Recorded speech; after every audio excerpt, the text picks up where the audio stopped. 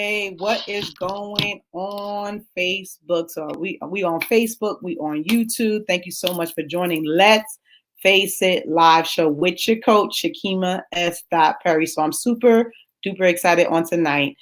We got a great topic. We got a special guest that's coming up in a few. But I'm just thankful that you guys are on here. Go ahead and do me a favor and share and share and share and share this live broadcast. I want people to be blessed because we got some great things we're going to be talking about tonight. Hey, Robin, how you doing? Hello, hello, hello. So we're going to get started, and but I want to go over a couple of things before we do. So I'm going to go over the purpose. So the purpose of this show. So, you got to know the purpose. Like, why am I coming on here? Why am I talking? Why I'm making a bunch of noise, right? No. But so the purpose of this show is to bring up issues, bring up real life topics, real life things that we go through from day to day. So it could be very intense issues, or it could be something very small. So it doesn't have to be so intense, but we pretty much bring up issues, topics, things like that, and we bring resolutions. That's the whole point of this show, not to just bring up issues, but bring up resolutions for you guys when you go ahead and watch the show. So that's what it's about. So that's why it's called Let's Face It, because we face any issues that we're going through from day to day. We face any problems that we go through from day to day, because we got to face it. We can't put it under the rug no more. We do that a whole lot, right? Some of us do that, especially, and I'm not trying to get too deep, but especially the older generation, like my parents, they like to put stuff under the rug, and they're like, oh, maybe it can go away. It's not going to go away. It's going to be there. So we're going to face these issues so we can deal with it, so we can grow and we can be better people. So that is the point of this show. So I'm so glad you guys joined in. So tonight's topic we're going to talk about is how my career became my calling. So we are season 2, episode 21. Come on, 21. 21. We killing it right now. We got mad episodes. Let me stop. Now, anyway, but episode 21 topic, how my career became my calling. And I have special guests that's coming up, recovery coach Sherry Durick. So she will be coming up in a few. So that is the topic. So what we're going to do is we're going to jump right into it. So we're going to go over issues with some people's careers. So some of us choose careers, some of us is in a career, right? So we're going to go over issues that people will have when it comes to their career path. So one of them is don't know what career path to take. So you're not really sure what to get into. Everybody's not, I'm not going to say everybody's not meant, but everybody do not want to be an entrepreneur, right? Some people do, some people don't. So some people just want a career that they can have purpose, they can have destiny, they can have something that, that's fulfilling, right? So some people just don't know what career path to take. You're not sure, right? Another issue people may have is what you want to do, but you don't know how to get started in that field. Like, how do I get started in this industry? How do I get started? So sometimes we bump into issues of getting started, or how to do it, or what measures we have to take, right? So sometimes that can be an issue when it comes to a career path. Another one, not passionate about the field that you're in now. So you could be in a career and you're not passionate about what you in right now. I know me personally, I'm a full-time entrepreneur. And when I was working for the company I was working for, that was a career. So I could have made that my career. It's people that's been in that job 20 years, 30 years, and they made it their career. But that wasn't my career path. So sometimes you're not passionate about what you're doing right now in the field that you're in. So you are in a career, but you're not passionate about it. Another issue, want to start a new career path. So you're like, look, I just want to get up out of here. I want to start something new. I'm tired of where I'm at. I want to start something new. I need a new career path, right? Another one. And let me see. In your choice career. Okay. So you in your choice career, right? So you actually in the field you want to be in, right? But you're struggling getting clients, or you're struggling in that career. You like, I'm not sure, or how to, gain people, or how to get people's attention. So maybe a career or entrepreneurship that you're struggling, trying to get people to kind of get with you, get with what you're doing, right? So that could be an issue. Another one would be finding that you are not making money in the field you're in, right? So that could be an issue. Like, well, I'm in this field, but I'm not making enough money. So that could be an issue in that career path, right?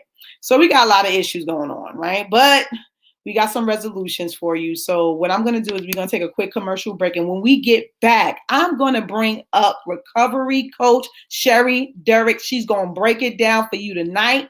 She's going to tell you some things about her career, how she got started, how she had struggles, but overcame that. We're going to dig deep in tonight. So I'm super excited.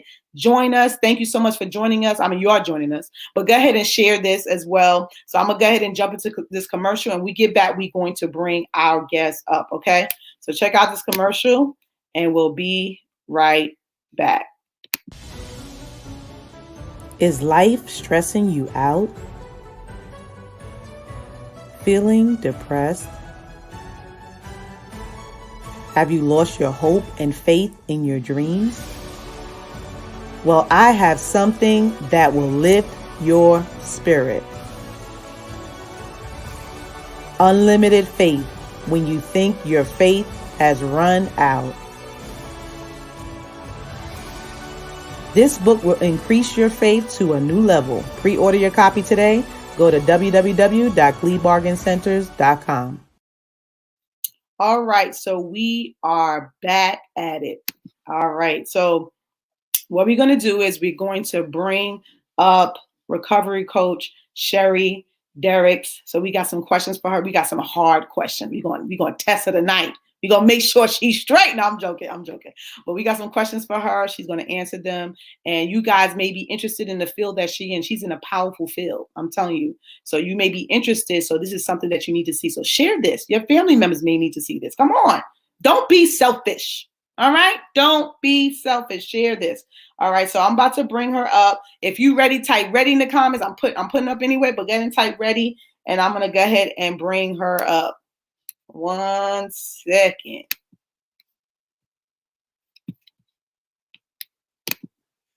Hey. Hello. Thank you so much for joining us tonight, Coach Sherry Derrick.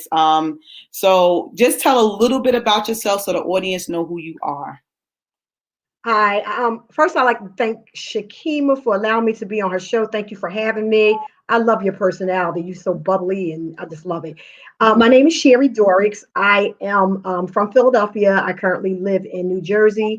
I am a licensed therapist in the state of New Jersey for drug and alcohol. I do family counseling, couple counseling, and just regular therapeutic interventions for individuals. And I also am a licensed therapist in the state of Pennsylvania for mental health.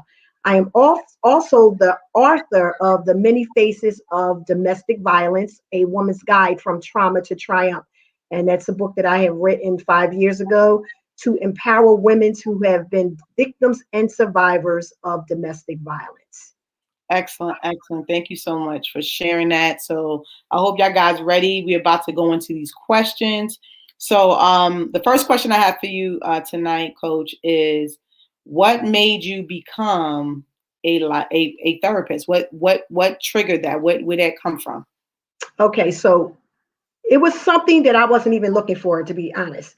I started off in my 20s. I was working at Children's Hospital of Philadelphia, and I was working with children doing nursing. So that was my passion. I wanted to become an RN. But when I was working in the pediatric field at Children's Hospital, I watched a lot of children die. It was the most exciting job. It was so passionate, but to see children had suffered the way that they were suffering, it begins to impact you emotionally and mentally.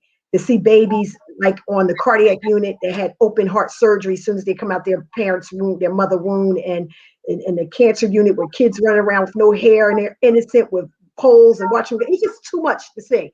But it was something that I really, really enjoyed doing. And I recognized then that it was my job, but it was also becoming a calling for me. I used to come to work every morning because we would have this 4 o'clock prayer altar at my church. And it was 4 o'clock in the morning. And right after the 4 o'clock in the morning prayer, I would have to go to work. So can you imagine getting out of prayer and then going to work? So when I would get to work, I was so fired up. I would go to work praying for people. We had this little chapel, and I would run into the chapel, and I would meet parents who were really struggling and did not know how to stand in faith to believe for their children. So that's where I begin to be enlightened more about that. This is just not a job; it's actually a call for me, and I begin to help parents get through certain circumstances, whether their kids live, whether their kids die, and it was such a wonderful job. Led me to when I moved out of Philadelphia, I moved to New Jersey. Okay. And I just remembered I was in a training one day and I kept seeing these letters, CADC.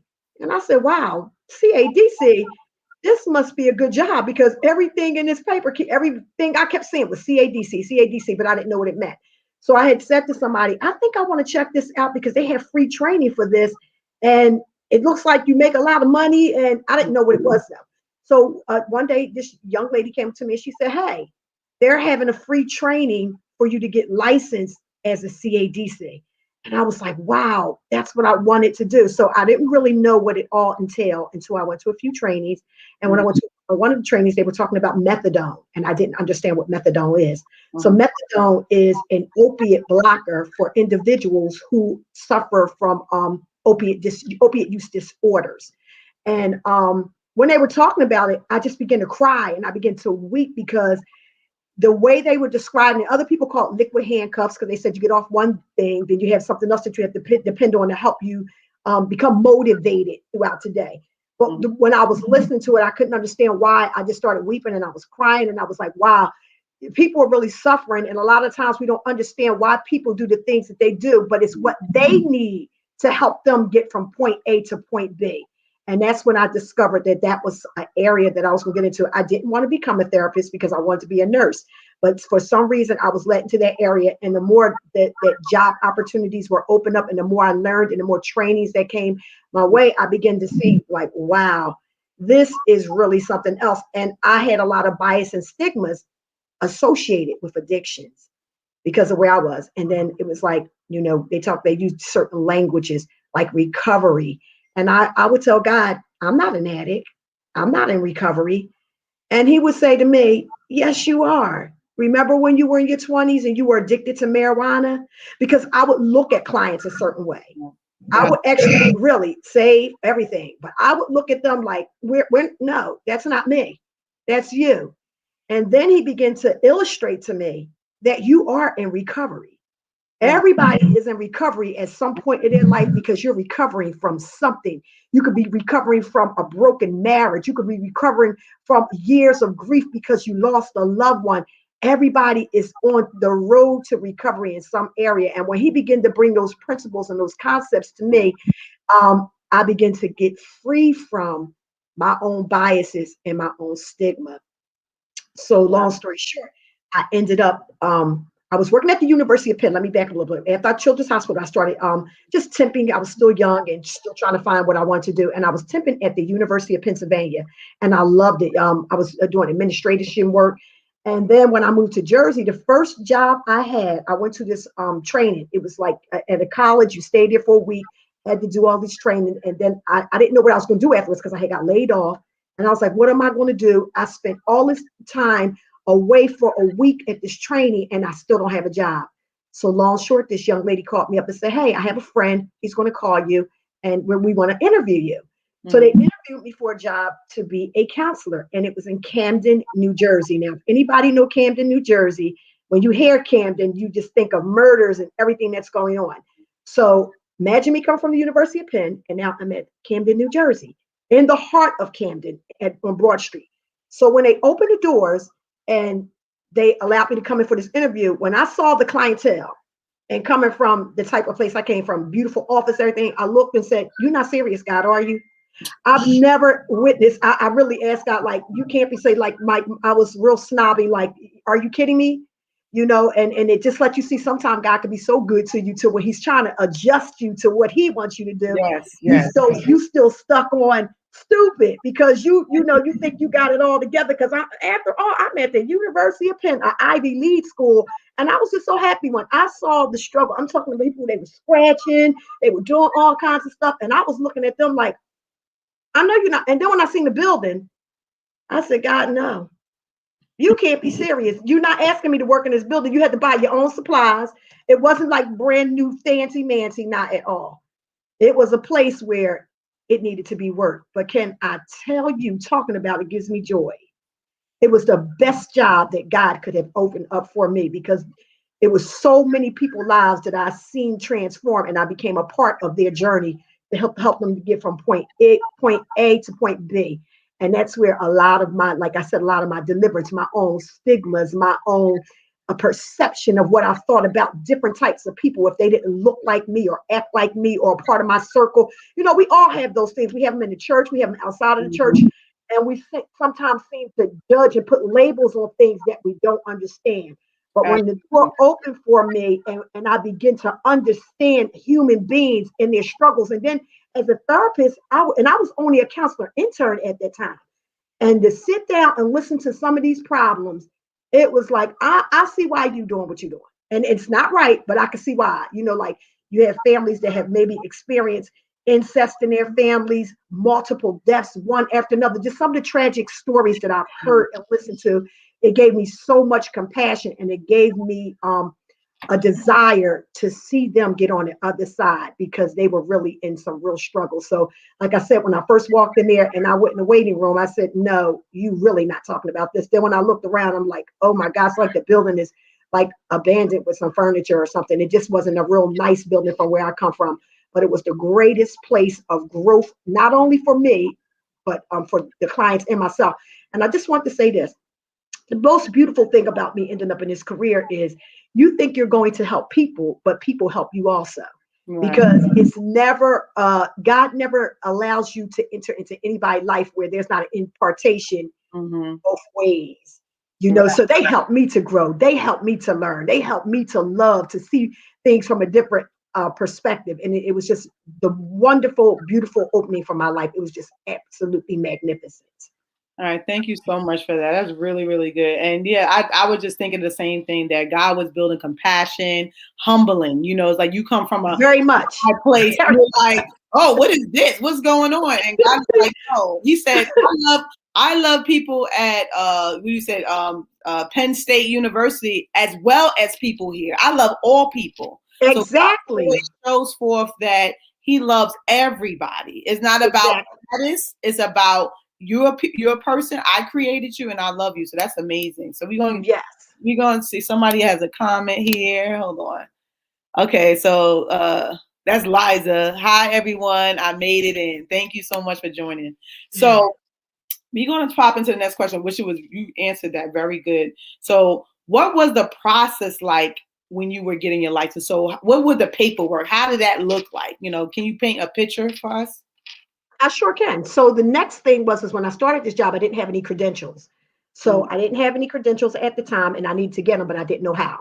So I wanted to go back to school, and I wanted to do it. So it was I had Charles Green. I love him. He was my supervisor at the time. But then they had another young lady that came, Frances Roger, and I told her I wanted to get my master's, but I was just talking to her about it, and I didn't think it was going to happen right away.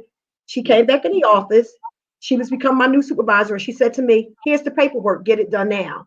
So I looked at her like, "Oh, okay." So then I called to Lincoln University, and I mhm. said, "Okay, I would like to enroll into your master's program for counseling and therapy or whatever." And then they said to me, "Well, classes are starting." It was like within 30 days. So Okay. at this point, I'm like, "Wow, 30 days." So everything just started like when God has a plan for you, it doesn't take long. Everything started working as clockwork. She came into my office. I expressed my desire to her. I want to get my master's. She told me to fill out the paperwork. And I'm telling you, I was nervous at this point because the doors were, I said, "Oh, I'm not ready to go now." And they said, "Well, fill out the paperwork. You have to do an interview." Everything they told me to do, it just did not seem like I was going to be able to do it because they wanted it right away and school was going to be starting like very soon. So Right. I did what I was supposed to do. And then when I filled out the paperwork, I think they wanted me to do this essay or something. And I told another therapist, "I can't do this essay. I'm getting ready to do group therapy, so I can't do it." And then I said, "I don't even have the money to pay for this application. I don't have any money on me or anything." And then it was like all my excuses were, he was throwing them out the window. She said, "I'll run your group, and here's the money for the application. Put it in right now." Come And on. once I put, yes, she did. She gave me the money for the application, and then she just said, "You do, you go ahead and write it, and I will do your own group." So I was like, "Okay, all excuses is out the window." And once Right. I did it, the doors opened, and I started going to school every Saturday until I obtained my master's degree for counseling, for therapy. And the process, it wasn't that hard. It was just something I had to apply myself. I had to fill out paperwork, and then for the you have your master's in it, your degree, whether it's a bachelor's or whatever, for counseling. Then I had to get the actual credentials to be licensed. And Okay. I didn't really know how to do that. So I started going to different trainings in the state of New Jersey, and they would tell you that you require so many hours to do it. So the great thing about what God did for me, usually interns, they end up on jobs that they don't get paid for, but they work because they need the hours. It was quite the opposite for me. I was already hired in a position, getting paid good money, and I was getting my hours at the time. So That's God good. was paying me Got as I was both. getting. Yes. And I'm like, wow. And I listen to so many people now who are in the field. They work it actually takes like almost 2 years to get the hours that you need. It's Mm. 5,000 hours or whatever hour the hours they are. It took 2 years to get them, but I was already in a position because I was already working there and I was getting my hours as I was getting paid. So everything just flowed so beautifully because that was the will of God for my life. I thought I was going to go into nursing, but this came together so perfectly for me when I began to do the footwork. All right, thank you so much. That's really good. See, God gave you favor because you was walking in the purpose of God. That's the difference. When you're walking in your own purpose, then it may not work out the way you may think, but you were walking in God's purpose and he made a way. So when you try to make the excuse and try to get out of it, he's I like, did. here I go. I got something else for you. I got something else for you. That's how he works. So if Yes. you guys just joined in, we in season 2, episode 21. Topic is how my career became my calling. So we have recovery coach Sherry Derrick's on with us. So we get into the questions. So I just want to let you know. And I knew someone else had a comment. And Dawn said that really was good. That was good. Thank you. Thank you so much. I'm glad you. Thank you, Dawn. So we got another question for you. So what obstacles did you face in this field and how did you overcome it? So let me tell you, girl, that's another thing.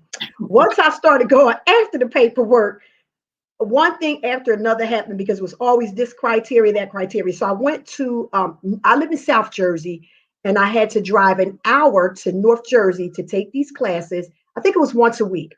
Mhm. And I did.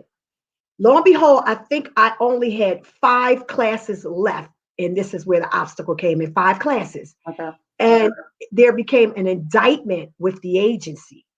Something happened where they were indicting them, they were pulling their charts, they were closing them down, shutting them. It was an investigation. So Wow. in the midst of it, everything that I took, like when you went to these classes, these trainings, you had to sign a sign-in sheet to verify that you were present to these classes. So I would sign in every class I took. All of those sign-in sheets were confiscated with the investigation. So my records are held up. I have no proof that I'm almost done, 5 classes shy of Oh my graduating, goodness. getting Whoa. 5 classes. This is not my master. This is the licensing process. Okay. 5 classes shy of going to the next section, the next level of getting this paperwork. So long story short, they were indicted. All the records were confiscated. I could not get any of my records. So I started going to Rutgers University on a Saturday, and they told me, you have to take all of these classes over. So I'm thinking, I'm not taking all of these classes over. I drove, first of all, I drove an hour. Every time the classes were, we had the classes once a week. I drove an hour to get there, and I signed in, no. Somebody's going to find out where my records are, and I am not. So it took a while. I'm not going to lie. It took about 2 years before I got my records, but I fought 2 years for them to release my, I could have took those classes over, but it was something about me taking classes over that I didn't like. Like, I'm not going Like, to if I want to take them on class over, right? yeah, I'm like, I'm only 5 classes and y'all gonna make me do the whole thing over again. And they were serious. They were telling me, those that were teaching the class instructors, you have to take it over again. Watch me not take this class over again because I'm going to fight. And I just continue. I even got to Congress in Philadelphia, in Jersey, involved in the process. I think it was Congressman Andrew. I went to them and they worked diligently until my records were released. And it was such a victory because it showed me that I can fight and I can fight until the end to get what I want. And I am not going through this whole process, and that's the obstacle. When you are moving in the direction of God, everything is not going to be peaches and creams. And there may be some holdups. There may be some delays because there was a delay for me, but there was not a denial of what was ahead of me. It wasn't a denial. Not denial. He had delayed, but I wasn't denied. God had not denied me. And because I knew that I was walking in his favor and that there was something on the other end, that gave me the tenacity to want to fight, the tenacity to want to push through and go through. And that's what you have to do, whatever it is that you are believing to do, even if you're not in that place now. And I just want to say this, I might not look like it. I'm 55 and I'm looking and I'm like, you know what? Girl. Thank you. You can actually start your career at an older age. I think I got I have 2 master's degree and I'm in the midst of getting my PhD. I'm in the last stages of it. I graduated at 46 years old, 46, because I was confused and not knowing which way to go. It's not a backstory to that, but I'm just saying to anybody that's out there, if it's something that you really want to do, it's going to be a fight, but you're going to have to actually Joshua had to go before the giants and the giants were in the land. You're going to have to face those giants of fear, those giants of insecurity, those giants of hopelessness, whatever your giants are, you're going to have to look those giants in the face and say, you know what? I refuse to stay here because here there's no more movement for me. I have to move forward. It's like when the brook dried up with Elijah because there was no more provision there. So it was like, okay, no more provision. I sent ravens to feed you. I'm giving the ravens to feed you right now because the brook is dried up. And some of you who are listening, your brook is dried up and you're wondering, where do I go from here? What's my next move? Move in the direction that he told you. Don't try to understand it because see, when you try to understand with your own intellect, you mess up what he's trying to tell you. If he said do part B, do part B. Don't add nothing to it. Don't take nothing away from it. Just do exactly what he told you to do because there's something on the other side of it. And if there is a fight, you may be saying tonight, you know what? Well, I tried over and over and over. I tried to do it and it's still, I did this, I did that, but it's still no results. Go back and do it again. It was like the disciples when they were in a boat. They said, we have toiled all day and all night, but we cannot catch no fish. And then God spoke and he said, cast your net to the other side. That's what you need to do. Stop doing things the way you've been doing it. You keep doing it the same way and keep getting the same results. So he's telling you to do something different. So he told them, cast your net to the other side. And then when they did it, they were still fearful. They still had their doubts. They still had the giants. But they said to Jesus, nevertheless, at your word, I will cast my net. What am I saying? Because he said it, he has your back. Do what he told you to do because it's your time, it's your season. And regardless to what obstacles you are facing right now, there is something on the other side of them obstacles. I fought for 2 years to get my records. When I came out with those records, I was not taking those. Came out victorious. Exactly. Amen. Thank you so much for sharing that. I know people very, very encouraged by what you said. And just to add on what you're saying is a lot of times, like you said, go back and do it again. It's not about quitting. It's about tweaking. It's about adjusting, doing it a different way. Sometimes people feel like, okay, I'm in this career, I'm doing this and it's not working. Maybe you need to add something to it. Maybe you need to take away something from it. Maybe you need to, be more creative. It's like sometimes we get into this space that because it didn't work the first time is not God. That's not true. God sometimes wants to get you to a place that you don't quit. You fight for it, just like you fought for, these classes. You could have easily said, okay, I'm gonna take these classes over again. You're like, no, because you felt in your spirit that this was a time to fight. Sometimes, yes, sometimes God will have you to pull back, but this was your time. You're like, no, I'm gonna fight this because I'm not gonna take these classes over. So sometimes we give up so quickly, and you did not give up. So that was definitely inspirational. Oh my God. Can I say one more thing, Shakima? Another thing that happened is when I finally came to the place where I had to take the test and go before the board and take the test. Newsflash, I did not pass the test. And you have to pay for the test. I paid, I think, $100 to $200 for the test. Now you pay your money and you fail the test. So what immediately happened to me is I lost confidence because I didn't pass the test. So I waited a year. All that work I did, all the fighting I did, I became lax and I became discouraged because I didn't pass it the first time. So I end up on another job doing the same thing. And I was telling someone about the story. Like, I took the test. I never went back. Didn't this young lady walk in my office like my boss and put the application on there and said, I'm going to call you today when you get home. Go straight and get you a money order. Put the money order in and go back and take the test. Right. And you knew it was God because the command, she came and put it on my desk and told me to get the money order. And guess what? When I left from work, after I failed and I was delayed for like a year, so I didn't go back and take the test because I was afraid that I was going to fail again. I did everything she told me to do. And when I went back, I passed the test. Amen. So you're not going to always pass. Everybody don't do testing good. Some people have test anxiety. Some people just don't test good. And I was just so afraid. But when I went back, I knew that I was going to pass this test the next time, and I did. Amen. So sometimes you have to go back. That's what I'm saying. Sometimes you got to go back. And I have been there, even with my job. Like, before I left my job, you know, I was trying to be a supervisor there and pushing, because I was like an assistant supervisor, but I was trying to do that, and I wound up not doing it again. You know, sometimes we get that in that fear and anxiety. But, you know, if it's God's will, it's going to work, you know, and then sometimes you got to go back. But, you know, thank you for sharing it. That definitely was very inspiring. And I see someone here. Dawn says, I love it. Tenacity in the midst of the obstacles. You got to have tenacity. You got to keep pushing, even though it may look a certain way. So I got another question for you before we go to commercial. So how did your career take you from therapist to recovery coach? How was that transition and what you are doing now? Like, what okay, happened? so the recovery coach came in from the coordination of everything I have just said that I was doing. When I wrote my book and I encountered Shalina, both of our coach, and I'm telling you, she's a powerful, powerful coach. She began to direct me into writing my book when I started that book project.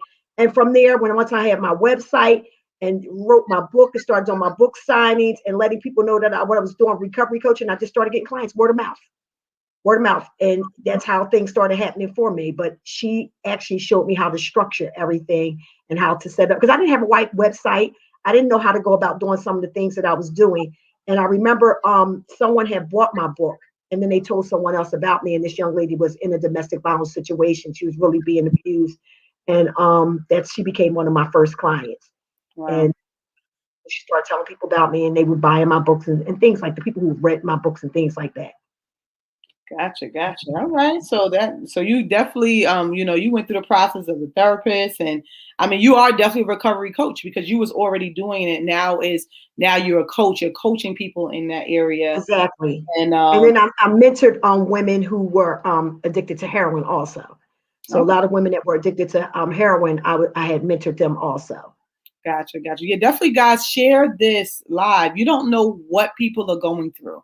People are in places that they're not sharing with their family. Some people are addicted to drugs. Some people are doing certain things, are in domestic violence relationship. Share this live. Don't be selfish. And I'm not trying to be funny. I'm really saying, please share this. If you're on here, you're watching the replay, share this live because people need to hear it. People may need to reach out to Coach Sherry and need her assistance. So, and it may be a life and death thing. That's why this show is about bringing up topics and bringing resolutions. But some of these topics are really deep topics. These are topics that people really need to hear. So don't be selfish. Share this live. Okay. I just want to let you guys know that. So what we're going to do is we're going to go to a quick commercial break.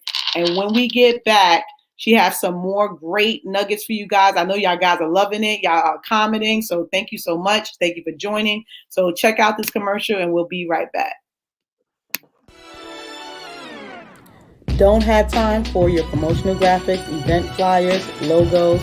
Check out Super Dope High Quality Done For You graphics. We will create 10 high-quality graphics for you. Go to bit.ly/dope graphics one to purchase. This is for a super low price. Let's get to work and grow your business. All right. So we are back. So I have another question for you. So what would you say to someone that wants to go into your career field? What type of advice would you give them? It's a really hard field. If you just want to be a therapist, that's fine. I have a specialty with drug and alcohol because I have a brother who had he murdered somebody in the midst of his addiction. So it's real passionate to me. He's been in jail since a teenager, so it's really close to my heart. If you're going to be a therapy, you have other people's lives where you're going to hear a lot of things that are going on for people's life. And you have to make sure that's something that you want to do because it can really, really wear on you mentally and emotionally when you're listening to a lot of people telling you things that they are going through because it's things that you'll hear that are absolutely like unbelievable. And you have to be able to have a certain character and a certain demeanor. You cannot be looking at them like, get out of here. Ooh. You know, sometimes our face shows different things. Like, say that, get out of here. You went through that. You have to really be in a place, a process where when people tell you stuff that is confidential, that you make them feel secure and that you make them feel like they can actually move out of the place that they are in into another place. So if that's something that you're looking to do to help people through therapy, understanding how things work in the therapeutic process, I would encourage you to do it. Just make sure that that's something that you want to do because it's not an easy job. It's really not. I remember, for instance, I had a same-sex couple. And for me, it's like from church, I was thinking, I'm not going to be there. I'm not being their therapist. It was beautiful actually helping them because I literally can't, that's their life. That's what they choose to do. So as a therapist, I'm not to judge what people are doing, although it may not be something that I condone for me, but it's for me as a therapist to help them with whatever their need is and why they are coming to me. And it was absolutely beautiful. It was free. That's when I got free because I was nervous. It was my first time dealing with a same-sex couple. And then I had another a gentleman that was a homosexual. And he would come to me all the time. And I would just talk to him, you got to pray. And he would come into my office. Hey, Miss Sherry, I prayed and it worked. And it's just real simple. It's nothing being deep and none of that. It's just really, they have to know that you're down to earth. They don't want textbook stuff. You have to be transparent and let them know with little disclosure, because you don't want them to know everything about you, that I do understand. And you are going to make it. So me just helping that same-sex couple, it was real. I was shocked. It was beautiful. I would help one because he was there. And then the other one, he had to drive all the way from North Philly to North Jersey to have the session with them. And it was really beautiful. Whatever they did after they left, that's between them and God. I didn't have nothing to do with that. But this job has really helped me to set aside my biases and stereotypes about other individuals. Because at the end of the day, they're people. People have choices. Their choices have nothing to do with me. I'm just here to help navigate you from one stage to the next, according to what you feel like your goals and desires are. Good. That's good because you have to be professional. Like, that's a situation you're like, okay, therapist and things like that. Now, when it comes to other things like ministry, is a totally different ball game. Exactly. But, this is your career path. So, you have to be, like you said, down to earth. You got to be loving and caring because you win souls with love. The Bible says, he that winneth souls is wise, so you win them over with love. You're not by criticizing their lifestyle, unless they ask you questions. And then, you're going to be honest with what the Bible says. But if it's not about that and you just saying, hey, I just want to help you with your, whatever they're asking you to help them with, that's what you're doing. So that's really good for someone that's going into that field that is a Christian. So they kind of understand that because they could be a little bit, confused or a little bit like, I don't know how to handle this. But that's really, really good advice to someone, especially someone that is like yourself, a Christian. And you could do biblical counseling. You don't have to do what my specialty is. And let me tell you, we would have a big room. It's this other place I work at. It was like a big room with hundreds of people in there, and they had like a podium like you was in church. Mm-hmm. Honey, you would have thought we was in church. I would use, I was a therapist, but I'm telling you, the Lord would use me, and I'm telling you, they would literally come up to me afterwards, standing in line, saying, "This is what I needed. I've been struggling for years," because I would use simple analogies. Like one, if you have a Mercedes Benz, you're not going to take your Mercedes Benz dealer car to a Toyota dealer. You're going to Right. take the original manufacturer. So I would tell them, give yourself back to the original manufacturer, the one who made you, that has the blueprint to your life. Yes, And yes. that they would be intrigued, like, yeah. And I'd be like, yeah, that's why you still keep going in the circle. You got to give yourself back to. So it was ways that I would put it in analogies that I would use that they would be able to understand, and it was down to earth, so that they would be able to be drawn to the spirit of God in me. And I'm telling you, so many people. Was one guy, for instance, he was just done totally. And I remember the Lord had me to give him a prophetic word that night. I wasn't even trying to do it, but he had me to speak to him in front of everybody. And this young man, he went into inpatient therapy. His whole life went from point A to point B, Mm. totally from that one thing. So it was really beautiful. Thank you. Thank you so much for sharing that. And so you're a therapist, you went through a process, you talked about your process, you talked about how you overcame certain things by fighting and not giving up. Now, what do you have to offer us? I know, because you have a lot under your belt. You're 55, you've been through the trenches. You know it. You know here to here. So what do you have to offer us tonight that you can share with the audience that maybe they may need it, or someone else they know may need what you have? Well, I have a book. It's called The Many Faces of Domestic Violence, A Woman's Guide from Trauma to Triumph. Now, what I like to say, the many faces, I call it the many faces because domestic violence have many faces. People think that domestic violence, I was shunned a lot, and just like I would put labels on people would put labels on my book, like, no, I don't need that. I've had women that actually looked at me in my book sign like, this is not what I need. But you don't know. Sometimes you could be in a domestic violence situation, not know it. If you're being emotionally neglected, if you're being verbally abused, if you're with an individual and you can't move forward from where you are because they hold all the money and you can't get any further, that is abuse. So abuse comes in all forms and all phases. Even if you're into something that is toxic and it's not equally yoked, that is a form of abuse because it's not something that God has ordained. So that's the book I have. It's 5 different women that have been through different life experiences that tell their stories in this book and how they have overcome it. One of the chapters is called the Holy Hush, where it actually happens in the church, but a lot of times people won't report it in the church because of the stigmas and preachers and people in high places, but it actually happens in the church also. So one of the young ladies talks about the Holy Hush, and then I have the white picket fence. The one young lady, she stayed in it because of all the goods that she was getting, all the amenities that she was getting, but she was being abused. So it's so many different aspects of it. You may not need it, but you may say, hey, I have a friend that need this book. You can find it on my website, Sherry D, beautyforyourashes.com. Yes, go to her website. I got her book right here. There you go. So definitely get this book. I didn't get to start reading it yet, but I'm definitely will. I have so many books here; it's ridiculous. I do too. I But understand. I'm gonna definitely jump into this book as well. So check out her book. Go to www.sherrydbeautyforyourashes.com. I'm messing up her website. www.sherrydbeautyforyourashes.com. And if you could do me a favor, if you have your phone, you can just put it in the comments so they can click on your link and get to that website as well.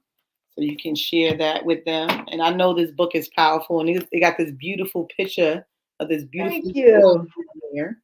Look at her, looking diva-ish. Go ahead and check out this book, guys. Go ahead, go to www.sherrydbeautyforyourashes.com. So, do you have anything that people can directly come to you for counseling or therapy or anything? Exactly. It's the same thing, but instead of the www dot, you're going to put meet me at Sherry D Beauty for Your Okay, Ashes. so you have So another one. Okay, so you said www dot. well, it's the email that they can contact me so that they can contact me for recovery What's the coaching email if they address? want therapy. It's meet me Meet me D at Sherry D Beauty for Your Ashes.com. Beauty. It's 4, the number 4, right? The Your number 4, yes. Or that's fine. We can just put so they can you can put that email in there too. So we okay. so if you Well, guys that's what you told me interested to do. in therapy with Sherry, Coach Sherry, go to meet me at sherrydbeautyforyourashes.com.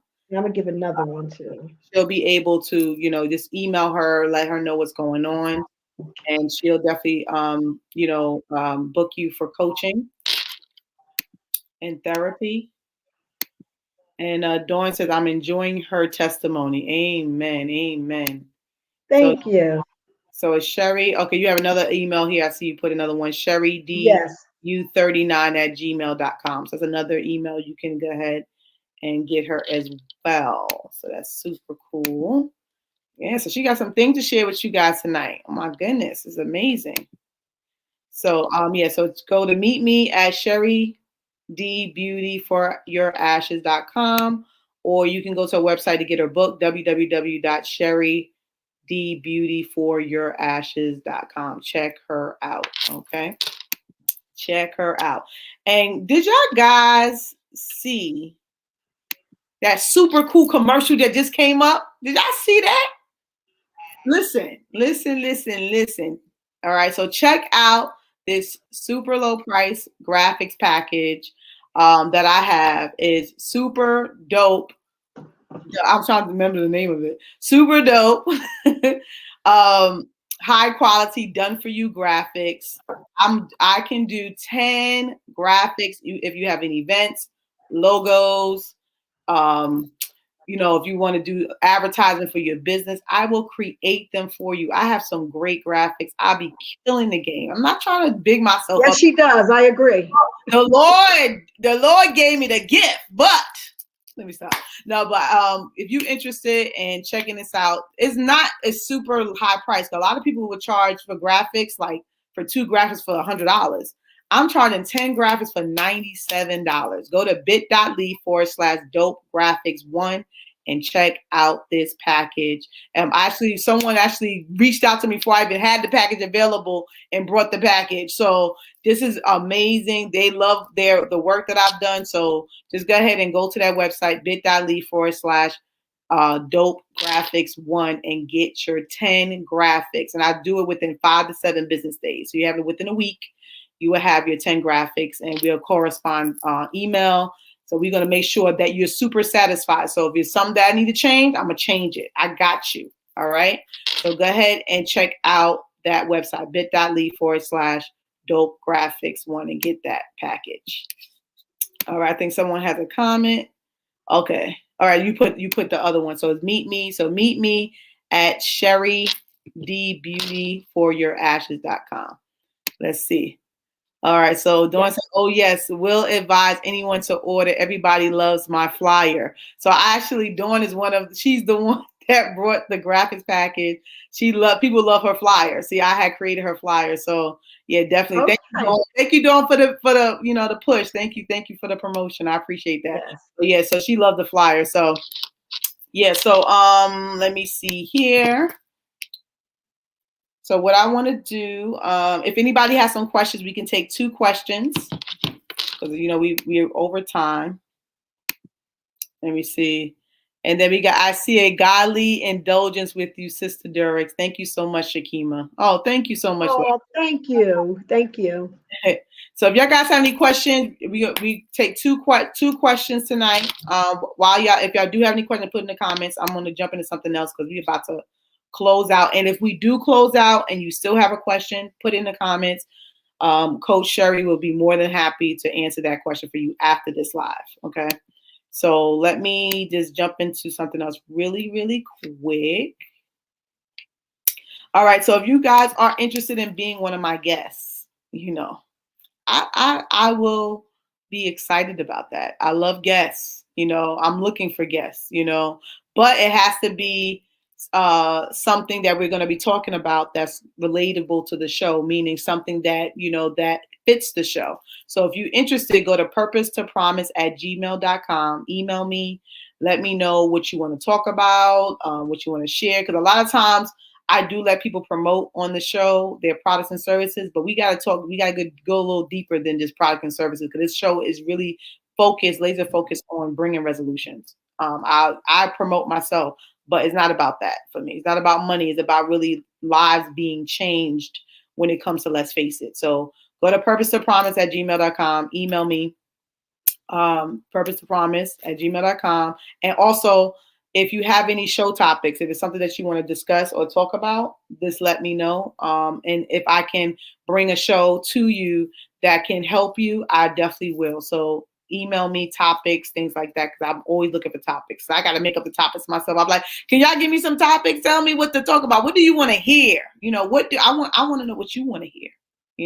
So go ahead and do that. Email me, purpose2promise@gmail.com. I think I said that 100 times. Purpose2promise@gmail.com. I want to stick it in your brain so you remember. Okay?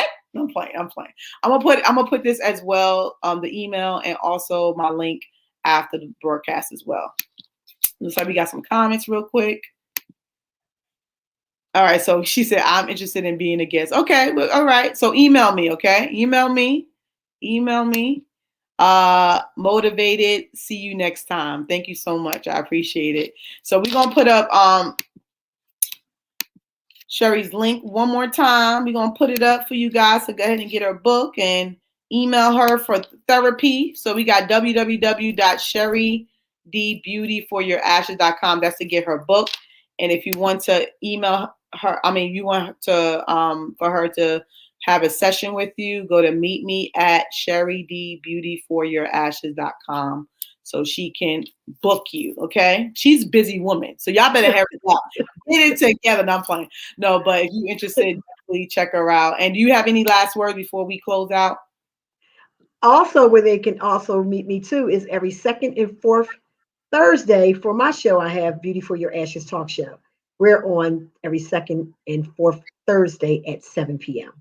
Okay. Various topics also. Yes. So go ahead and put that in the comments as well. So like put your link, like, for your page, so they'll get to go to Beauty for Your Ashes talk show. So every second and fourth Thursday she comes on live show just like myself, and she talks about some great topics. I was on her show and we was digging deep. We had a good we had a good time. So definitely check her out as well. Beauty for Your Ashes talk show is an amazing show. I enjoy being on there. So if y'all guys don't have any questions, if you do have questions and we're about to close out, just put it in the comments and we'll get to them if you do have any questions. But thank you so much for joining Let's Face It. Please share this live. The rest of y'all that's on here, please share this live. If you watch the replay, share this live. I want people to be impacted because it was an impactful show. So go ahead and do that for me. So thank you so much, guys, for joining Let's Face It. And what we going to do? Let's face it. So y'all have a great night. Thank you for tuning in. Peace.